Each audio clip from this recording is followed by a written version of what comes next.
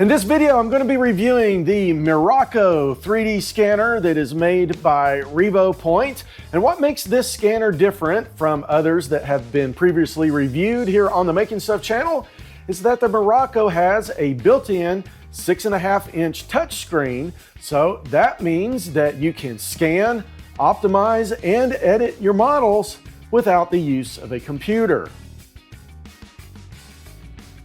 And if the Miraco is something you might be interested in, be sure and check out the links that I will have to it down in the description of this video. And before I go any further, I do want to point out that Revopoint did send me this scanner for the purpose of making this video, but this video is 100% my honest opinion on the Miraco scanner. And I've been using this scanner for about a week now, and it has some really nice features. However, there are a few things that I don't like about this scanner, and I will let you know all about it, the good and the not so great, throughout this video. Enough talking about it, let's start out by taking a look and see what comes in the box along with the scanner. So let's start out just by taking a quick look at the scanner itself.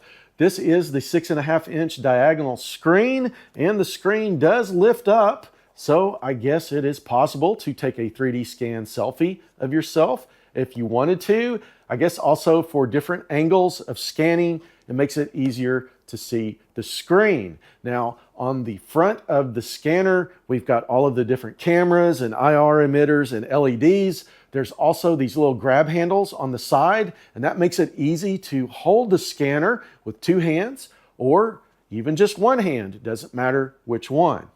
It only has two physical buttons. This is the power button here on the side, and this appears to be a record button right here on top. There is a USB-C port here on the side for charging and connecting to a computer if you want to.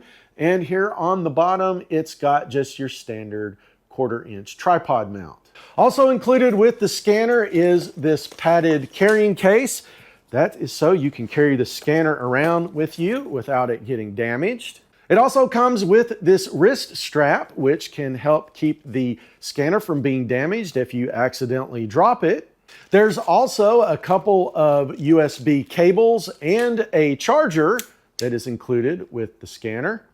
The scanner also comes with this little portable tripod that could also double as a grab handle.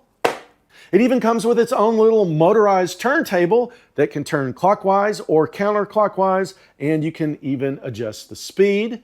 It even has this round little marker mat that sits on top of the turntable, and it makes it easier to scan smaller objects. It also has these mats that they call magic mats that have the same little marker indicators on them to make it easier to scan objects. And this one says far mode, and this one here is for near mode. And then there's just some miscellaneous stuff like a quick start guide, some marker dots, a cleaning cloth, and a USB to USB-C adapter. It also comes with this little bust model here, and this can be used for setting up the scanner and getting it all ready for your first scan. And last but not least is a calibration plate. This would be used to actually calibrate the scanner. And I think I need to be careful with this because it appears to be glass, and it does come with its own little felt patch. And this was also tucked inside of this foam envelope thingy right here. So I would say that this is probably pretty fragile. So I'm going to start out by scanning this elbow that goes onto a turbocharger, and this is a good object to scan because number one, it is dark. It is also not symmetrical. It has writing on the sides, and it also has some places that are hard to get to with a 3D scanner, such as this part up under here, back behind these flanges, and inside of the elbow. So let's set the scanner up for the first scan. I'm going to hit this little button right here, and this is where I can change all of the settings of the scanner. And you can see I've got the accuracy set to high, the alignment is set to feature. I'm going to change it over to a dark object type, and that seems to be the settings that I need for this. And I'll just hit the OK button. And then if we look here at the top of the screen, you can see that there is a scale that shows you if you are too close or too far away from the object. And right now I'm just a little bit too close. So when I start the scan, I'm going to back off just a little bit. Also over here are a few buttons. And if I push this one, you can see it removes the flat base. So now the only thing on the screen is that little elbow itself.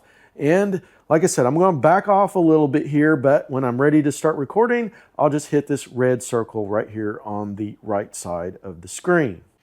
So here you can see I've started the scanning process and the turbo elbow is green, and that's what you want. You want to keep it green. Now, if you scan too aggressively, if you move the scanner too quickly, it may turn red, and what that means is that the scanner has lost the tracking of the object, and all you have to do is kind of slow down and backtrack a little bit, and it'll pick back up and it will turn green again.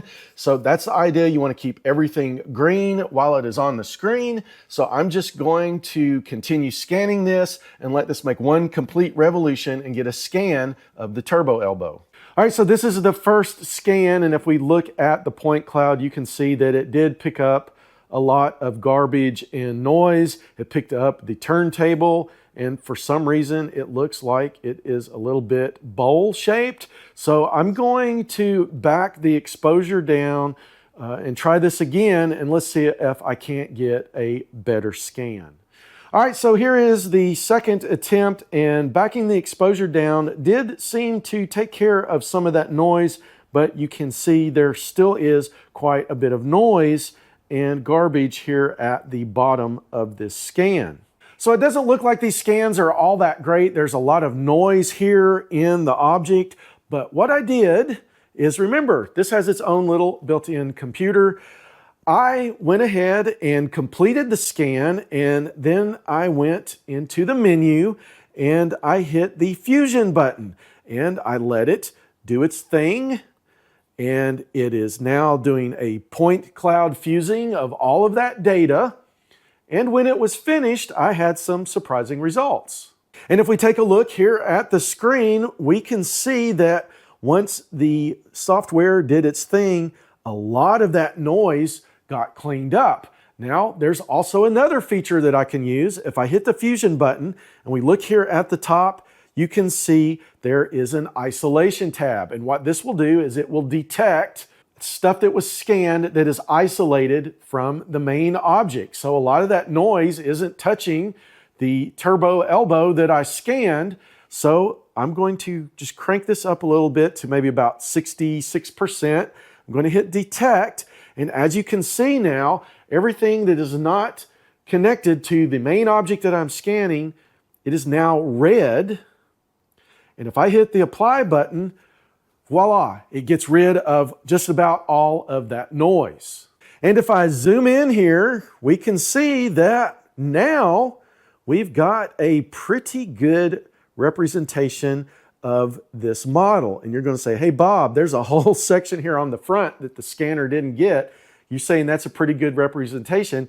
Yes, it is. And what I'm going to do is I'm going to close out this model by hitting the mesh, and I am going to just let the mesh do its thing. And then I am going to show you how we're going to take care of the missing parts of this turbo elbow. Okay, so the scanner missed this section of the elbow, and I knew it was going to do that. I did that on purpose. There is also a section of this elbow that did not get scanned. That is the bottom, because it was sitting flat like this. So how do we get this section and this section using the Miraco? Well, that's easy. I'm just going to scan it 2 more times, except this time, this area that got missed, I'm going to have it facing up so that the scanner can easily scan it. And then on the 3rd scan, I'm just going to turn it again where the bottom is facing up. I'm going to scan it. The scanner should easily be able to read this area. And then I will have 3 scans of this object. And the Miraco has a merge feature where I can combine multiple scans of the same object. And what I'm going to do is just merge those 3 files together, and then I should have 100% coverage of this object. And you can see right here, if I look at this project, here are my 3 scans of the turbo elbow, and I'm going to merge them together simply by pushing the align button. And then it goes to this screen here, and I'm just going to select the 3 scans that I just performed, and I'm going to hit the merge button. And it took the scanner only about 2 minutes to merge these 3 files together, and you can see here is the end result. And I am pretty happy with this, so I am going to exit out of this screen. All right, this is the end result after doing the scan, and you can see that it did not fill some of these holes, but that is not a problem because I can hit the mesh button. I can select the fill hole tab up here in the upper right hand corner and hit detect, and it is going to go through here and detect all of the holes, and you can see it has outlined them in this yellow line. So now what I'm going to do is just select the rectangle tool and just select the whole thing, and I'm going to tell it to fill the curved holes. And this is what it looks like now with all of those holes filled. We'll look here on the inside. You can see it filled the holes on the base, up here on the little mounting flanges. So I am happy with this scan. Okay, so there's my first scan with the Revopoint Miraco. I will say it was rather frustrating to scan in all of that noise on the front end. However, the software was able, I would say, to clean up about 99% of it on the back end. Now, I don't know if I just got lucky or if that's just the way that the scanner works. So let's move on and try something else. So I've been wanting to do this project for a while now on the mini jet boat. I just keep putting it off, and I think this would be a good test for the Revopoint Miraco, and that is making a mount for one of these ammo boxes. Now, I got this ammo box from Harbor Freight, and I keep a bunch of tools in one of these because it is somewhat watertight. And what I want to do is create a mount for it and put it here in the engine compartment where it will securely mount one of these boxes where it won't roll around and bump into things or be in the way, say up here in the front of the boat. So I'm going to scan the bottom of one of these boxes because that's really all I care about is the bottom half, because I'm just going to have a mount that holds it in place and it's going to mount to the bottom. And you can see I have placed marker dots all over the bottom half of this box. And that's because the scanner is going to have a hard time determining the left from the right and the front from the back because it's pretty much symmetrical and it's the same. There's not a whole lot of detail on here. So I will be using the marker dots. And I'm going to be using the turntable, and I'm going to use this little platform that has marker dots already attached to it. And another thing I'm going to be using is the little tripod that came with the scanner, because I think if I can hold the scanner still, I can get a better scan without getting so much noise in it. And to also get a kind of a downward looking angle, I've just got the tripod and scanner sitting on this cardboard box. Okay, and this is the results after doing an isolation and fusion on the point cloud. And you can see that it got rid of most of the noise. Now, it did pick up the top part of the turntable, but remember, I'm not interested in that. I just need the bottom of the box for this project. But if we zoom in here, you can see where there were marker dots, there's now holes in my 3D object. So I think what I will do is go over here to mesh, and we will do some hole filling over on the mesh. Okay, so the automatic hole filling part of the mesh has finished. And if we look here, you can see it did not get rid of the holes. So what I'm going to do now is go in here and I'm just going to have to manually fill the holes. All right, so if we take a look on the screen, you can see that I was able to manually fill all of these holes. And this is where there's another gripe I've got about this scanner. And to me, if you're using marker dots, it already knows where the marker dots are. It should be able to just get rid of them automatically. I know other scanners that I have reviewed on the channel have that feature. You can go in there and say automatically remove marker dots, and you can't even tell where the marker dots were located. Now, if we zoom in here on this model, you can see the holes that were created by the marker dots are filled, but there's still a little indentation of where every little marker dot was located. Now, this isn't a deal killer for me, but I think that that is a feature that most scanners should have nowadays, is just a way to automatically get rid of those marker dots. So the next step I'm going to do is I'm going to delete the top part of the box because I don't need it. That's where most of the noise was located. The box was scanned upside down, so the turntable is on the top part of the box. And the best thing to do is just get rid of it. And remember, at the beginning of the video, I said you can scan, optimize, and edit objects all with the scanner, and you don't need a computer. And the way to delete this is I'm just going to select the rectangle tool, and I'm going to draw a rectangle on the whole area there that I do not want in my 3D scan. And you can see here it has turned red, and I'm just going to hit that delete button over here on the right side of the screen, and it should delete everything that was in red. And as you can see here, it did.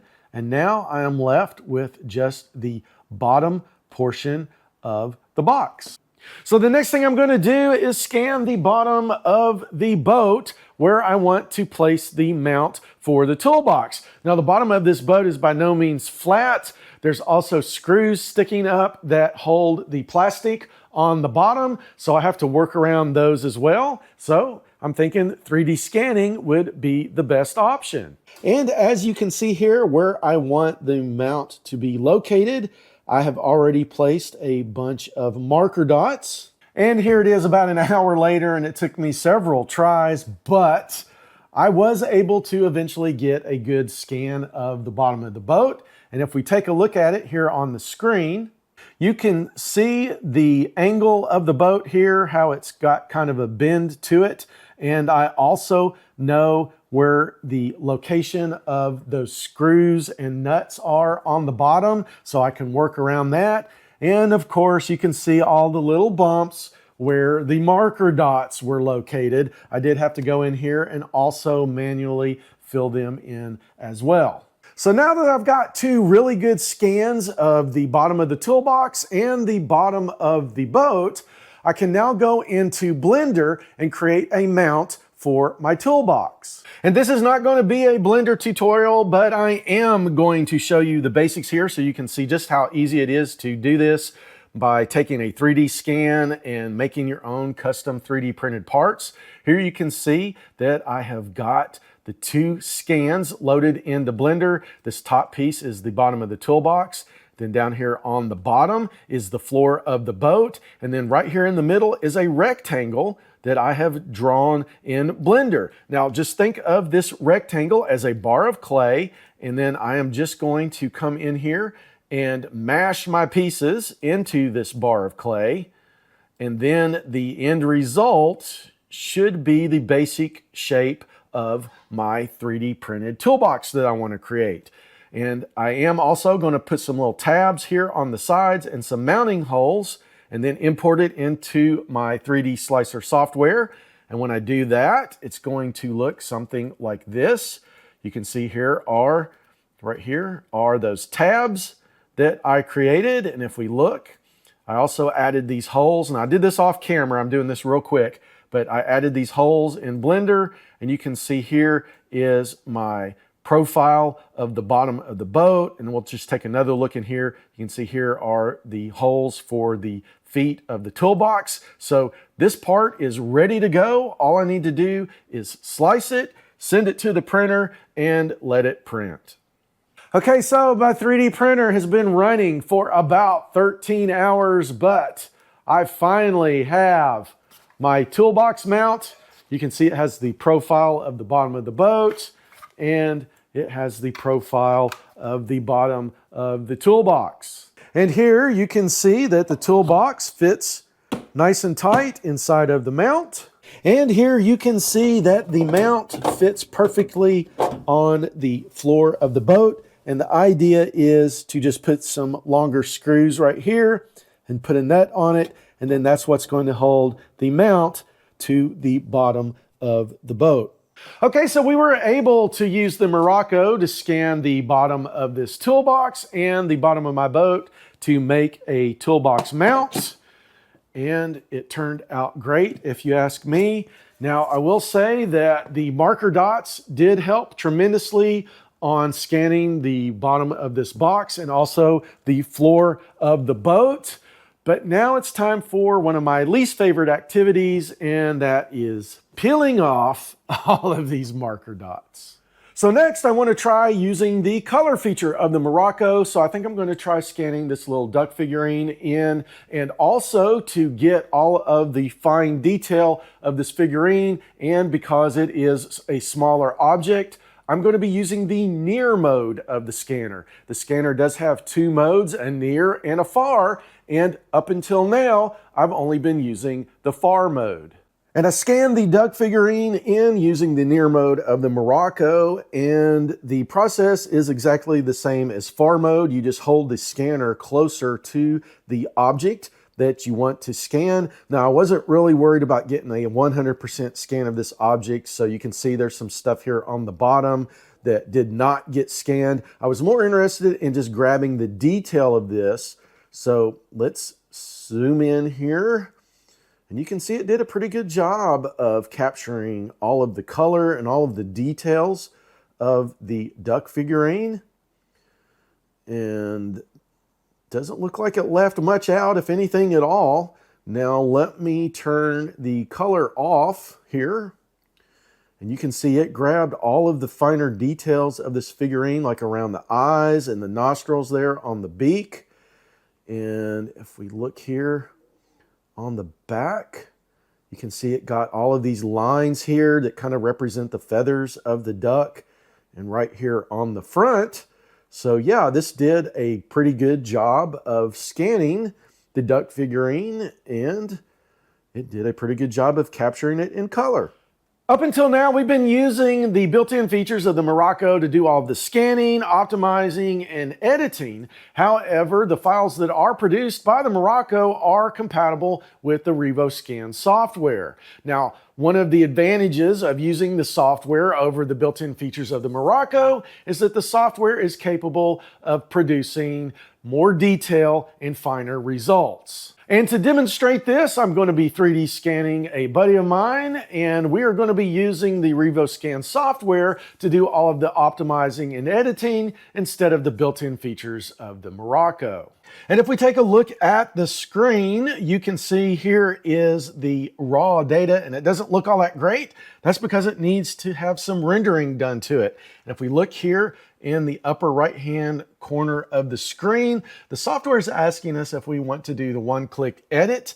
And I am not going to do this. I'm going to do the manual rendering because the one-click edit uses average settings to get the results, and we want to squeeze out as much detail as we can. So I'm going to be using up here in the upper left-hand corner, this whole top menu across the top.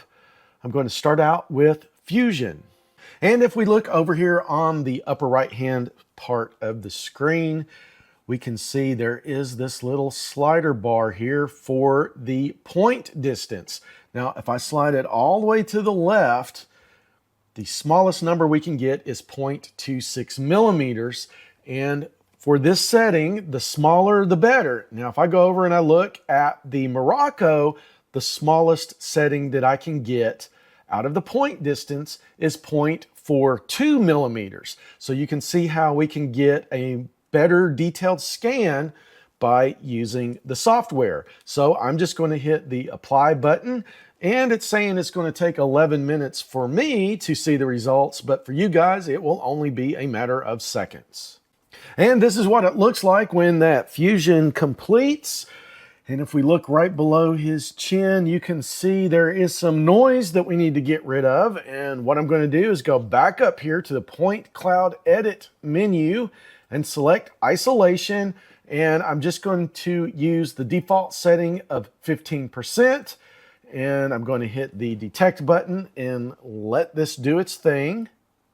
And after that process finished, you can see it's got all of this garbage right here in red. There's a little over here on each side of the shoulder, and I'm just going to get rid of all of it. I'm going to click the apply button. And there we go. You can see that now all of that noise is gone. So now that the Point Cloud Fusion is all done, the next step is going to be moving over to the Mesh Edit, which is right here at the center upper part of the screen. And I'm just going to hit the Mesh button. And over here on the right, under Quality, the best number I could get on the Miraco was 0.3 millimeters. And just like before, the smaller the number, the better. And here in the software, we can go down to 0.15 millimeters. So I'm just going to hit the Apply button. And again, let this do its thing. It's going to take 7 minutes for me, but for you guys, it's just that quick. Here are our results, and you can see it doesn't really look all that great. That's because we've still got one more step to do with the color. So I'm going to turn the color off for a second, because this is where we would stop if this is something that we wanted to 3D print. So let's just take a quick look at the scan here after the mesh is done. And we can see that it's got pretty good results for a 3D scan. But like I said, we do have color data, and there's one more step if we want to use that color data. I'm just going to turn the color back on. That is the texture button right here in the upper center part of the screen. I'm going to click this. It's going to go over here to the texture mapping menu.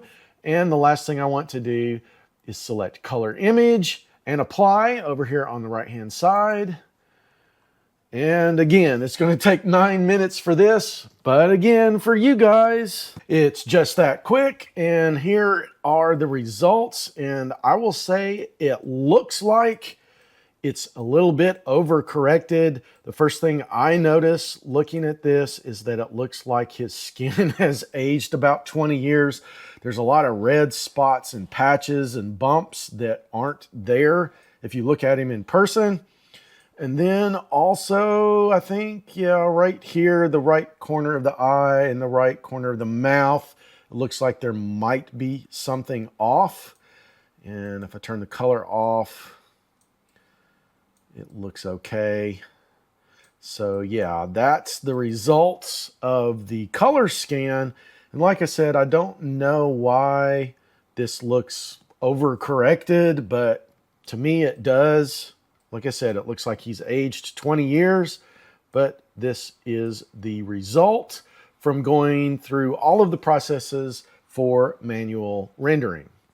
So now that I've had the opportunity to use this scanner for a while, it's time for me to tell you about all of the things that I do like and don't like about the Miraco. The first thing is that I like how lightweight and easy to hold the scanner is. I really like these little grab handles on the end because you can hold the scanner with 2 hands, or you can hold it with 1 hand. And if you're in the middle of a long scan and your arm starts to get tired, you can actually change hands in the middle of a scan and it does not affect your scan. Another thing I like about the Miraco is that it's an all-in-one unit. You do not have to be tethered to a computer to make it work. And with this touchscreen on the back, you can scan, optimize, and edit your objects. Now, if you do want to use a computer, it is compatible with the revoscan software that you can download for free from the Revopoint website. But like I said, as I showed you today, you do not need a computer to use this scanner. This also seems to be the best tracking scanner I have used so far. Now, if you've used a scanner before and you know if you start scanning an object and you go too fast, the scanner will lose the tracking and the screen will turn red. This did happen a few times with this scanner, but it happened less frequently than it did with other scanners that I've used. And also when the scanner did lose tracking, it was very easy just to backtrack a little bit and the scanner picked right back up. And if I just slowed down a little bit on the scan process, it just continued working. Another feature I like about the Miraco is that it has an undo button. Now, I didn't show you this in the review because I really never had to use it, but right here on the bottom left-hand corner of the screen, there is an undo button. And if you ever scan something, say like you're scanning a friend of yours and all of a sudden the scanner loses its orientation and your friend has 2 noses on the screen or 3 ears, you can pause the scan process and use the undo button to back up and go past that point where the scanner lost its orientation, then hit this continue button and then continue scanning. And like I said, this is one of the best tracking scanners I've ever used, and I really didn't have to use the undo button. I also like the software that is in this scanner. It was very well thought out and easy to use. It did take me a little bit. There's a slight learning curve at the beginning, especially if you've never used a 3D scanner before. But after I got my hands on it and navigated through here, I was able to figure out all the things I needed to do to dial in the scanner and get good scans. So now let me tell you about all of the things I don't like about the Revopoint Miraco. And the first one is really more of an opinion than it is a flaw with the scanner. But in my opinion, I think there needs to be an in-between mode. There is a near mode and a far mode. And some of the objects I tried to scan, they kind of fit in between near and far. So I think maybe in the future, if it's possible, Revopoint should add a medium or an in-between mode for those objects that really don't fit for close-up scanning or far away scanning. The Miraco also does not do well with black colored objects. Now, don't get me wrong. All 3D scanners have problems with black colored objects. To this day, I have still not found a 3D scanner that can scan this black color on a DeWalt battery. I don't know what it is about this specific black color, but they just won't scan it. And the Miraco is no exception. It would not scan the black parts of this battery. It also would not scan the front of my boat. Now, I have used other scanners that I had to put marker dots or do some adjusting with the exposure to get it, but they eventually would scan the front of the boat. This one just would not scan the front of my boat, which of course is a black color.